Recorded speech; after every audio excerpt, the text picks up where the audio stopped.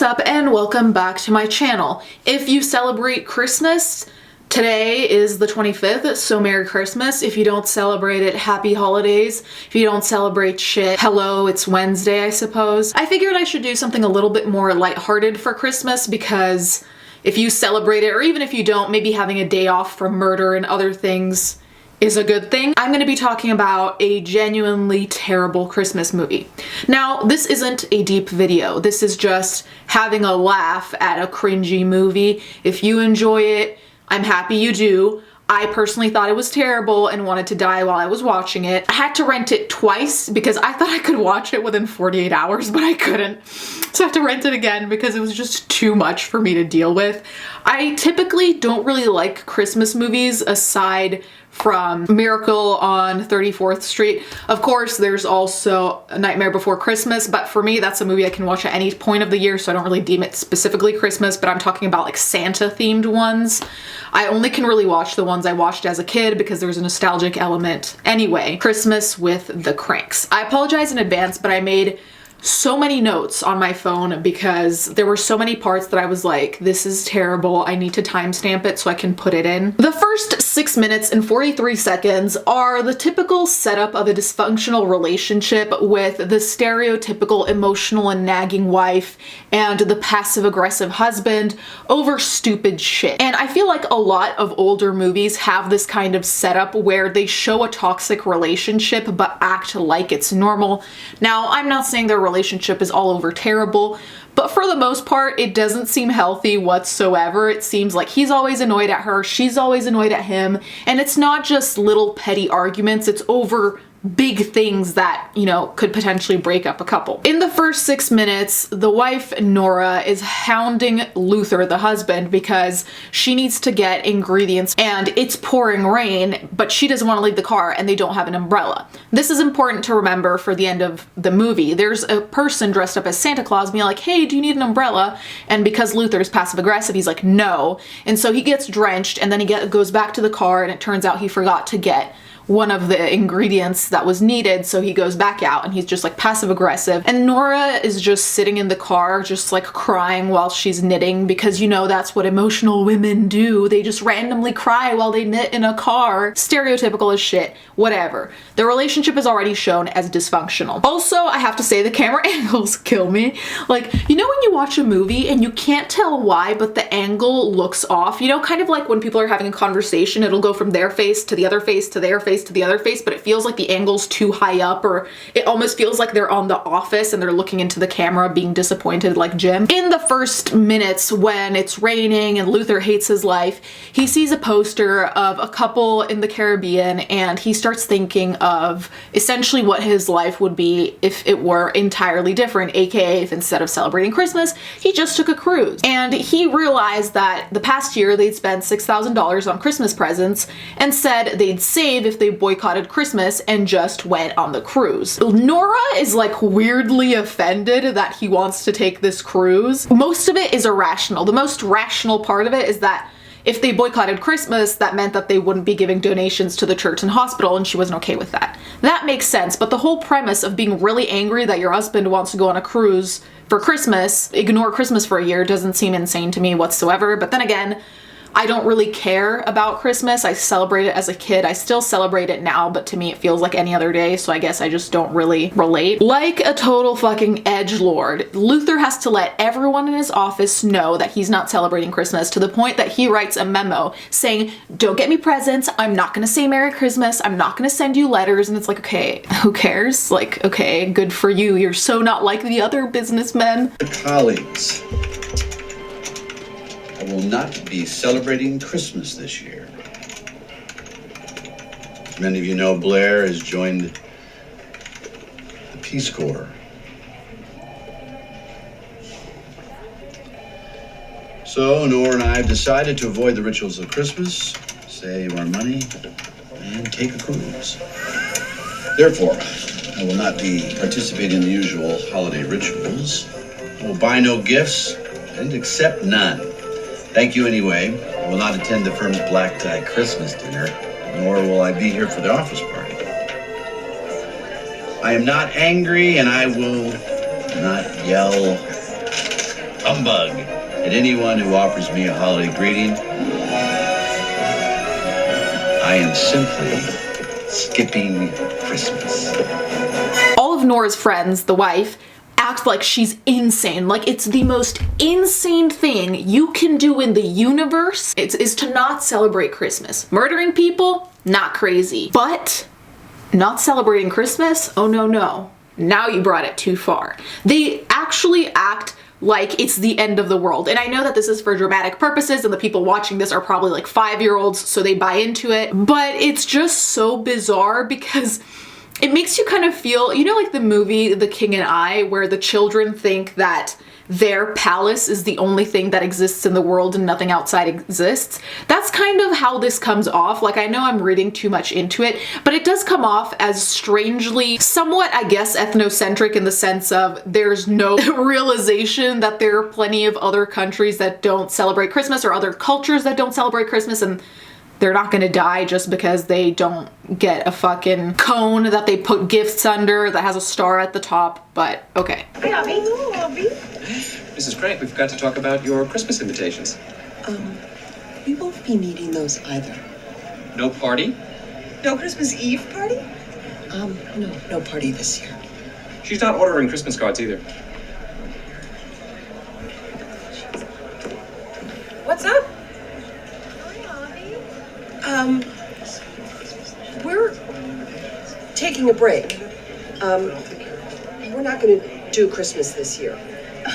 How do you simply not do Christmas? Well, you skip it. But then what do we do Christmas Eve? You'll think of something. I mean, there are plenty of other parties. But none like yours. Oh, that's sweet. When do you leave? Christmas Day. That's an odd time to travel. Well, apparently not that many people travel on December 25th, and so Luther got us a great deal. Oh, then why don't you have the party anyway? Because we don't want to, Mary. We're taking a break. 1 year off, no Christmas whatsoever.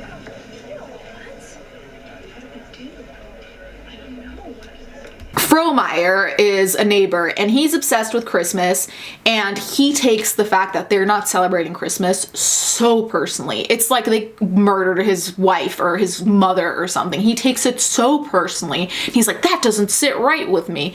And honestly, sometimes while I was watching this movie, I was like, this reminds me of how certain small towns act towards LGBT people, where they'll take it really personally if someone's gay or bi or trans, and it's like, this has nothing to do with you. The same as if someone doesn't celebrate Christmas, what's the big deal? The reason that it's a big deal is because they usually have a Christmas party and everyone goes, and everyone's life is gonna fall apart if they don't have this fucking Christmas party. Your life is really sad if that's what your year revolves around. But anyway, there's a terrible scene at 25 minutes in, and I'm gonna put that here. Vic, she's leaving! I'm so sorry. Sorry. Sorry. Nora, stop the car. Stop the car. Please, listen, hey, don't do anything you'll regret. Now, please, indulge me for a second. Nora, stop the car. Talk to me, Nora. Give us Frosty. Nora, stop the car. Stop the car, Nora. Stop the car, Nora, please. We just want Frosty. Talk to me, Nora. Please, indulge me for a second.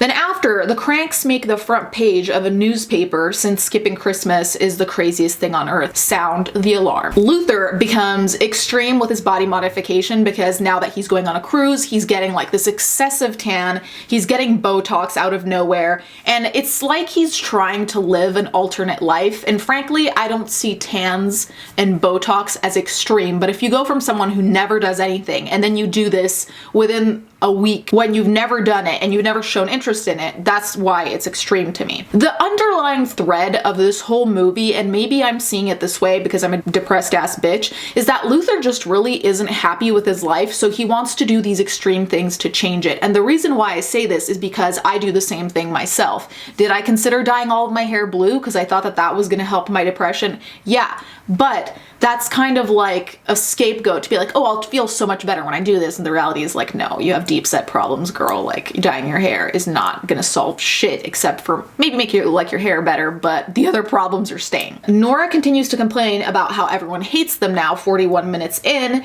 and she's just really hung up on the fact that they're no longer, I suppose, the neighborhood favorites, because they used to be the neighborhood favorites because they have this goddamn Christmas party that everyone's all cracked out on, so there's that. So as they're packing for their cruise the day before they leave, the daughter, Blair, calls and says she's coming home for Christmas with her new fiance, Enrique. Nora lies and doesn't say anything to Blair about the fact that they were gonna go on a cruise and just says, oh, we're so excited to see you.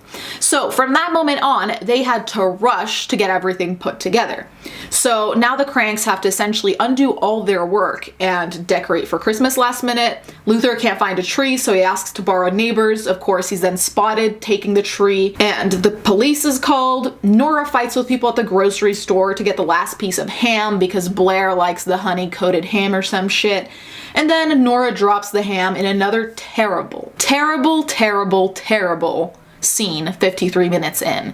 And you know it's really bad if I have to pause the movie and be like, note, terrible scene 53 minutes in.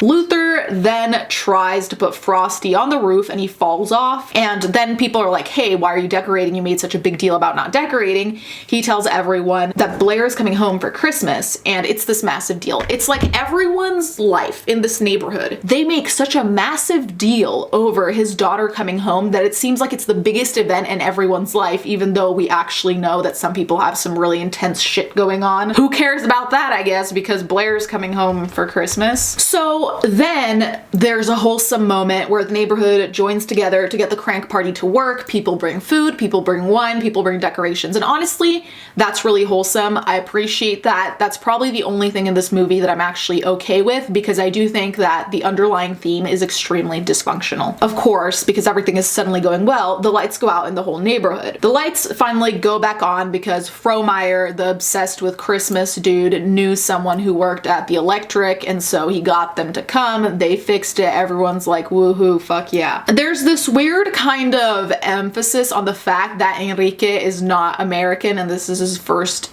Christmas in America, and there's nothing inherently wrong with that, but the way they go about it is so just like try hard, because Enrique is being introduced to a guy called Marty.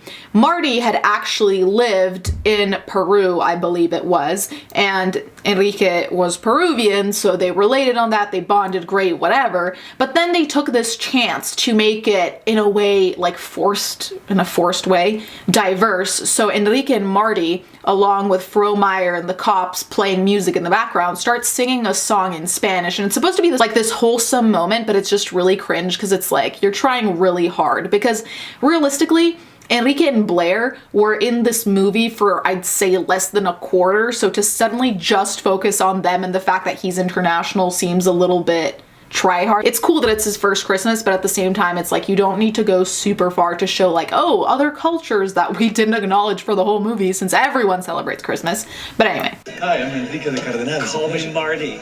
Marty, Yeah. Blessed Houston, we have a name. Is that a Peruvian accent? How could you tell? Oh, I lived there for 5 years. Wow. I miss it so much. ¿Y entonces hablas español? Sí, con la comunidad Aymara en Llave les enseñaba música. Ah, eres músico. Sí, toco la guitarra. Dame un segundito, porque ¿dónde estás tú?